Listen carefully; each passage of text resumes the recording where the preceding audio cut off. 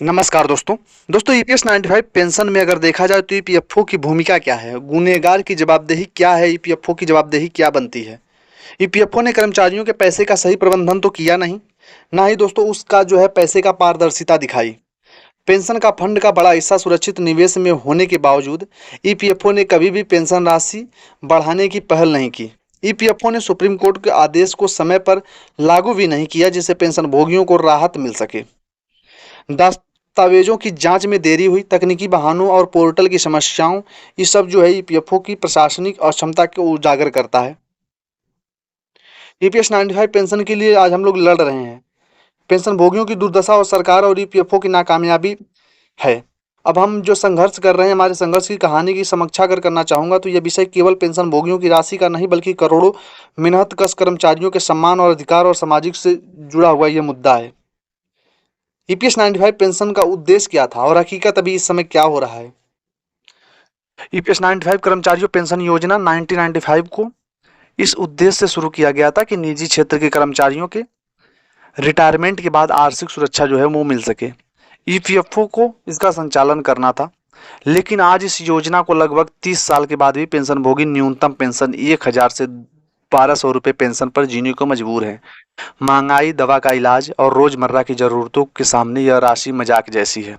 सरकार और ईपीएफओ की जिम्मेदारी से जो है भागते हैं गुनहगार। ईपीएफओ की लापरवाही और प्रशासनिक विफलता। ईपीएफओ का दायित्व था कि वह पेंशन स्कीम को सही पर रिव्यू करे, पेंशन राशि में महंगाई के हिसाब से बढ़ोतरी करे और कर्मचारियों को पेंशन के हित की रक्षा करे। लेकिन ईपीएफओ ने 30 वर्षों में एक बार भी थर्ड पार्टी रिव्यू नहीं कराया। ईपीएफओ की ओर से बार बार तकनीकी खामियों का, फंड की कमी और प्रक्रिया की जटिल समस्याओं को दिखाकर बहाना बनाकर पेंशन भोगियों को गुमराह किया गया। पेंशन फंड में कर्मचारी और नियोक्ताओं को लगातार योगदान रहा, फिर भी ईपीएफओ ने पारदर्शिता नहीं दिखाई और न ही फंड को सही से ऑडिट की और इसका रिपोर्ट जो है वो सार्वजनिक किया। अगर हमारे पैसों का जो है आप लोग जो ये रिपोर्ट बनाते और सार्वजनिक कर देते, तभी हमारे ईपीएस 95 पेंशनर भाई बहुत खुश होते। हमारे पैसे का कोई हिसाब नहीं रखा गया, आप मनमानी किया ईपीएफओ ने और इस पैसे को अपने तरीके से यूज किया। कितना पैसा हमने जमा किया, कब कब जमा किया, कितने लोगों ने जमा किया, ये सारा रिकॉर्ड उनके पास होना चाहिए। एक एक पैसे का, हमारे पैसे को कहाँ पे लगाया और इस पैसे से क्या कुछ मुनाफा हुआ, सब कुछ तो दिखाना पड़ेगा ना। ये बहाना बना देने से तो काम नहीं हो जाएगा कि हमारा जो है हमारे पास फंड की कमी है या हमारे पास फंड नहीं है। जो हमने पैसे भरे थे उस टाइम में, अगर आज के समय में अगर उस समय 1 रुपया भरते तो आज वही जो है 100 रुपये बन रहा है। आप देखो क्या 30 साल पहले जो हम लोग पैसे भरते थे, जिन्होंने भरा है हमारे बुजुर्गों ने, उसकी कीमत 1 रुपये की उस समय इस समय क्या होगी, हुई होगी। वो चीज़ भी तो देखना है। सरकार को वो चीज़ नहीं दिखता क्या।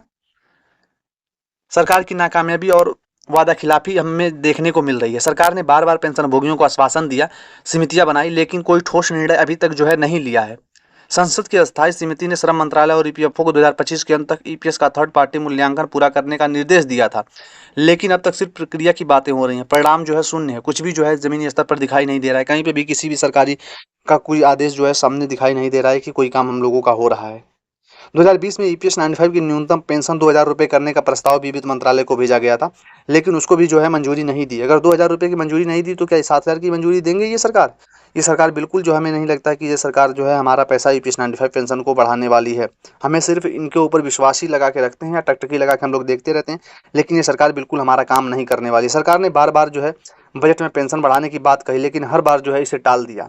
कभी भी आज तक बजट में हमारा नाम, ईपीएस 95 पेंशनरों का नाम लिया गया? बिल्कुल नहीं। सुप्रीम कोर्ट ने स्पष्ट निर्देश दिया था कि ईपीएस 95 पेंशन के सभी पात्र पेंशन भोगियों को सही से पेंशन दिया जाए। साथ में डीए और सरकार के ईपीएफओ दोनों इसे लागू करने को भी कहा गया था, लेकिन जो है इस पे भी अभी देखोगे तो सरकार की चुप्पी है और ईपीएफओ की तो चुप्पी रहेगी। ईपीएफओ तो मजे ले ही रहा हमारे पैसों का। आज ईपीएस 95 के लगभग 60 लाख पेंशन भोगी, इससे अधिकांश को जो है 1000 से 1200 रुपये जो है पेंशन दी जाती है, जो कि इनकी बुनियादी ज़रूरतों को भी पूरा नहीं कर सकता। दवा, इलाज, किराया, बिजली, पानी, इन सब के लिए पेंशनभोगियों को या तो बच्चों पर निर्भर रहना पड़ता है या कर्ज लेना पड़ता है। कई पेंशनभोगी गरीबी की रेखा के नीचे जीवन जीने को मजबूर हैं। यह उस देश के लिए शर्म की बात है जहां कर्मचारियों ने अपनी जवानी देश के निर्माण में लगा दिया। ईपीएस 95 पेंशनर्स की राष्ट्रीय संघ समिति, ट्रेड यूनियन और लाखों पेंशनभोगी वर्षों से धरना प्रदर्शन और ज्ञापन संसद मार्च कर रहे हैं। उनकी मांगे न्यूनतम थी, केवल 7,500 रुपया दे दिया जाए, महंगाई भत्ता डीए साथ में ऐड कर दिया जाए, मुफ्त चिकित्सा सुविधा मिले। सिर्फ ये 3 प्रमुख मांगे साफ सुथरी थी। सुप्रीम कोर्ट ने हालिया फैसले के बाद उम्मीद जगी थी कि सब पेंशनभोगियों को न्याय मिलेगा। कोर्ट ने सरकार और ईपीएफओ दोनों को निर्देश दिया था कि वे तुरंत 7,500 रुपये पेंशन और डीए लागू करें। लेकिन आज भी अगर आप देखोगे तो ईपीएफओ सरकार एक दूसरे पर जिम्मेदारी डालकर समय बर्बाद कर रहे हैं। नतीजा यह है कि पेंशनभोगियों का जीवन वैसे ही संकट में था, अब और संकट में जो है कट रहा है। इस पे किसी की जवाबदेही नहीं बनती। सरकार ने बार बार पेंशन बढ़ाने का वादा किया, लेकिन हर बात बजट फंड की कमी या तकनीकी कारणों का हवाला देकर टालमटोल करती है। वित्त मंत्री और श्रम मंत्री ने पेंशनभोगियों से मुलाकात की, लेकिन सिर्फ आश्वासन दिए, कोई ठोस कदम की घोषणा नहीं दिखाई, ना ही कोई ठोस कदम लिया इन्होंने।